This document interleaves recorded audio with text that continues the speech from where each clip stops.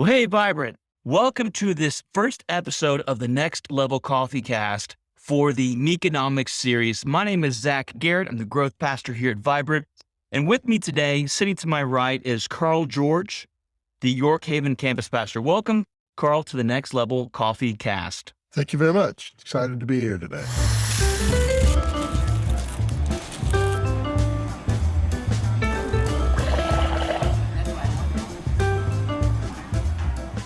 Well, Carl, we did this last year, and we learned from you then that coffee is just not a beverage that you indulge in. Yeah, but I have a coffee cup. You have a coffee cup, so we can pretend like there's coffee or ice cold water, one of the two. But the idea in a coffee cast is that we're having conversation that's Christ-centered over a cup of coffee. So let's at least give this a wee bit of a coffee theme. And I thought, now you're not anti-coffee, No. right? It's just that you've never Like the taste. liked the taste. Okay. So I thought, why don't we talk about some reasons that you can find on the internet as to why we shouldn't drink coffee? And this is from a website called Wealthy Gorilla. Who wouldn't trust something from a website called Wealthy Gorilla? But this is 9 reasons to stop drinking coffee immediately. All right. Number 1, caffeine can reduce the quality of your sleep. I would say that I'm at the point where I drink enough caffeine, and I know there's people out there who I kind of envy. They say, if I drink a Mountain Dew at 12 o'clock in the afternoon, I'm up all night. That's me. That's you? That's me. Okay. 100%. I can drink a cup of coffee at 10 p.m. and be in bed asleep by 11 p.m. Now, my quality of sleep probably suffers, but it doesn't keep me up at night, which leads into number 2. After time, coffee doesn't give you any more energy because you start to acclimate, or what's the word? You build up a tolerance to the caffeine. You do. And I think that's where I'm at in my life. Mm-hmm. I would like to see what would happen for me. Now, I tried to go completely without caffeine for 24 hours and ended up getting a headache. I'll be honest. I'm addicted. A little withdrawal going on. Withdrawal. Yeah, absolutely. And my wife said that I was a little hard to live with during that time. But I would love to see, if I gave up caffeine for like 3 weeks and then see how that improves my sleep. And then if I do drink a caffeinated beverage, does this actually give me a jolt? Then I'm getting convicted here that I need to have a reset time. Yeah. Which sounds right. And then number 3, it's healthy to beat the addiction of caffeine. And 100%, I would say for me, that it is a legal and not that bad for your body, but nonetheless, addiction. I'm addicted. Would you say, Carl, is there anything in your life that, okay, it's not caffeine necessarily, do you get caffeine from other things? I used to use Mountain Dew a lot. Oh, yeah. And then I developed an allergy to Mountain Dew. So it really was sick. Yeah. So I quit drinking Mountain Dew. What? So now I'll drink a Diet Pepsi or a Diet Coke. I could still drink those. So sometimes I do need caffeine, and I'm very sensitive to it, though. When I need it, it really does affect me. Number 4, you can save a lot of money by quitting coffee. It's a worthy expenditure for me, though. Okay, I'm good. I know. I know you can save a lot of. I don't spend a lot of money. I mean, my sister goes to Starbucks on a daily basis, and not only does she get a coffee beverage, but she also gets a sandwich too. And so, I mean, that does add up. But I don't feel convicted, for buying my $10 bag of Dunkin' Donuts coffee at the store. Coffee can cause tooth decay and staining, especially if you drink what I call frou-frou. Frou-frou? Lots of sugar, flavorings, all the frou-frou that you put in your coffee. It's like when people say that I like coffee, and what they really mean is they like the white chocolate mocha frappuccino from Starbucks. Like, okay, you love sugar and a little bit of coffee, right? Yeah. No more caffeine shakes and trembles. Do you get that if you drink a Coke or something like that? No, only time I did that was when I was up for 3 nights for college and on caffeine pills. Then I just had some serious fakes. Yeah. Yeah. Wow. Especially when you don't balance out that caffeine with like food and stuff. It was a rough time. Oh yeah. Yeah. Still remember it, huh? Oh. I mean, because college wasn't, I mean, it was a long time. A long time ago. Caffeine has, number 7, caffeine has an effect on your mood. Especially whenever you're without it. Yeah, I feel that. Your quitting coffee can lower your blood pressure. I guess so. It lowers your heart rate. I know because I think I'm so tolerant to caffeine, but it can, when you drink like an energy drink, I've heard people say, if they feel their heart starts to beat and they feel really tense, which then number 9, caffeine can increase your anxiety levels. And I do know some people who say, yes, it really puts them on edge. Hey, that being said, this is the week 1 Coffeecast for the Meekonomics series. Meekonomics. What is that? When you hear that, what does that say to you? Well, it says to me, meekness combined with economics. And when I think about economics, I think about something that drives life. The money, finances. I mean, how much of our time is spent trying to either earn money or spent spending money? It's like a engrossing aspect of life that touches our families, all aspects of life. Right. And in many ways, meekness is has that same power, whether we realize it or not. Right. So it's the driving factor of how we have relationship with other people. It's the way that I know Drew said Sunday, it's the economy that Jesus had with other people, how he was relational with his disciples and with other people. And next week, that's one of the things that we're going to talk about is the examples of Jesus' life and how he was meek. But I like the tagline that that Drew said about meekness, that meekness isn't weakness, it's strength under restraint. And so Carl, were you raised in church? I became a Christian when I was 19 years old. Okay. So before you were 19, had you heard about Jesus? Had you heard the gospel at all? I heard about Jesus, just wasn't sure if it was for real or not. Okay. But I knew about Jesus. I knew about church. I went to church periodically, enough to be familiar with it. And so if you had to paint a picture of Jesus, even maybe whenever you came to faith when you were 19, would you have painted, because there's a difference, and I think we really need to talk about what meekness isn't so that we talk about what it is. But would you say that you saw Jesus as somebody who was weak or somebody who was meek? Or did you even really understand what meekness was? No concept of meekness. Kind of thought about Jesus as a hippie Jesus. Okay. Yeah. Kind of weak, but kind of easy to get along with, kind of like laid back, like dude, Like let all things slide. Yeah. It's all good in the kingdom. I've got you covered, man. Yeah. Yeah. Kind of a long-haired hippie kind of a guy. Okay.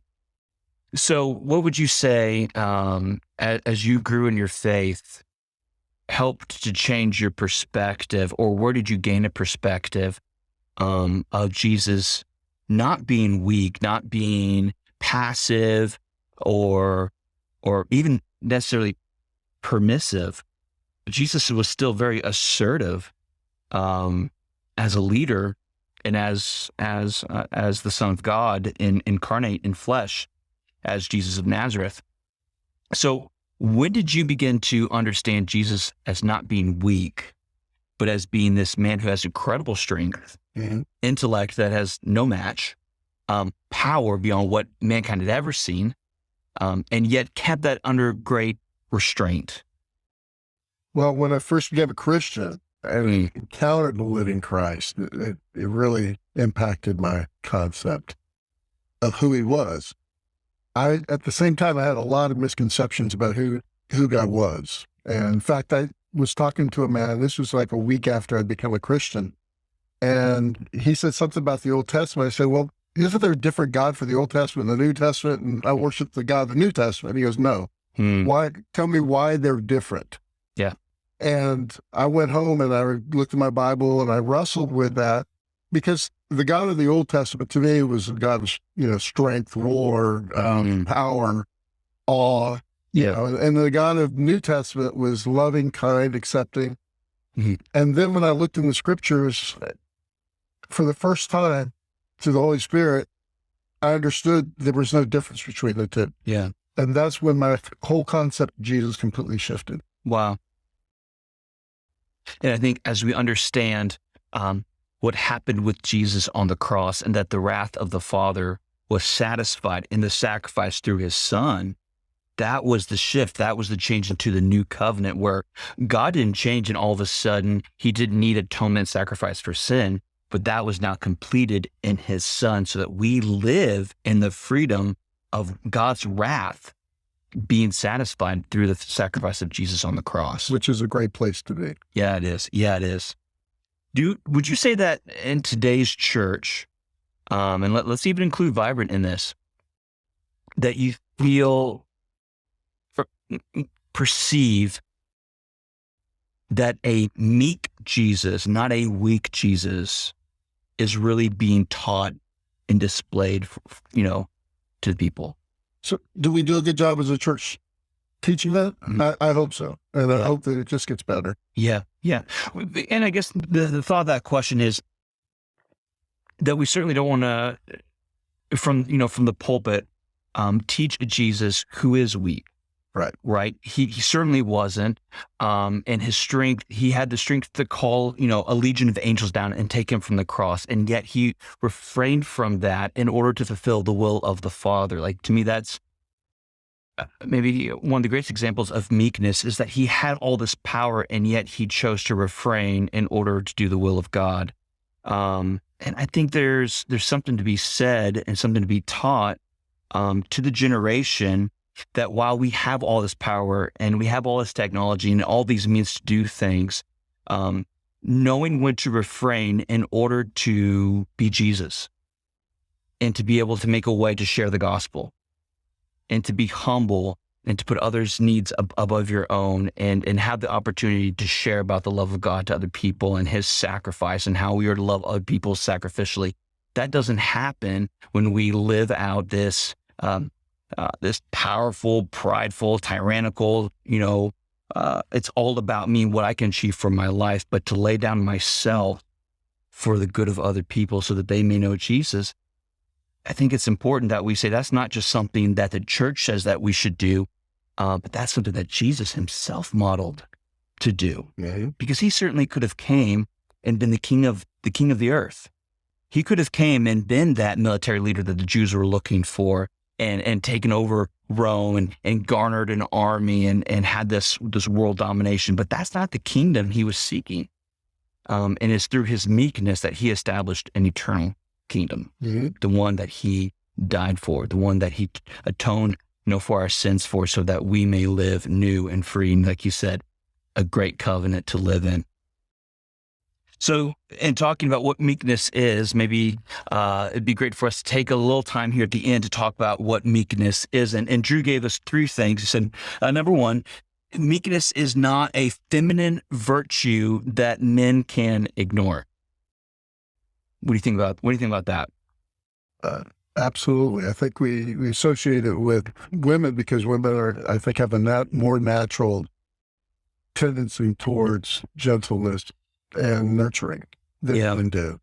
But we're going to talk in a series about how meekness is a key to acquiring the things in life that we as men want most. Yeah. So tying those together, I think that we have a misconception of what it's all about. And I think correcting that is going to go a long ways to helping men understand that this needs to be part of their life as well. And one way of going about and getting those things can be the opposite of meekness. It can be with like I said, a prideful, self-focused, what I want to attain, tyrannical type mindset in order to get what you want. And we see a lot of leaders that kind of have that, like, I'll run you over and I will I will hurt whoever I have to in order to get where I want to be in life. But then there are other leaders, and I would argue that the best leaders that we've seen are those who are meek. And I would say a perfect example of that would be Martin Luther King Jr. Right? He had an incredible amount of influence. And I would say in that influence, he had a credible amount of power. But it was about peaceful protest. And it was about the people coming together and their voice being heard in a way that was not violent, in a way that was very, with their power, very restrained, because they knew that in peace, their voice would be heard even louder. I think that Martin Luther King Jr. is an incredible example of meekness. And in the long term, he's had more impact on our culture than pretty much, I'd say just about anybody in that generation. Yeah. Because of that. That's right. That's right. Number 2, meekness is not a personality trait that only a few people have. Because he alluded to that another word for meekness is the word gentleness, which is one of the fruits of the Spirit that Paul lists in Galatians 5. So it's a fruit of the Spirit in that it's something that maybe we don't excel at. Drew said he doesn't excel at meekness. I would say for me, meekness is something that I'm fairly good at. I'm not really a dominant personality. I'm fairly good at with other people, but whenever it comes to in my home and with my kids and sometimes losing my patience and not being gentle, meekness is an area that I struggle in. But because it's a fruit of the Spirit, I think we all have this promise and this hope that this is something that we can grow in. Yeah, absolutely. I think it's something that each one of us has the opportunity to truly spend a lifetime developing, being developed by God. God would put us in situations to force us to develop in this area of our lives. This is one area that is very near and dear to God's heart. It's how he described his own heart. Right. So many of the situations that God places us in is in order to drive that fruit to fruition. And then 3, it's meekness is not a wimpy approach to life. I would go so far as to say that meekness requires more strength to do than what our broken, fallen flesh is able to attain. That is only through the strength of God in us in spirit that do we have the ability to actually be meek. It's one of the most difficult things I've ever done in my life. If you doubt how difficult it is, just think about how difficult it was for Jesus Christ when he was before Pilate to just keep his mouth closed. Right.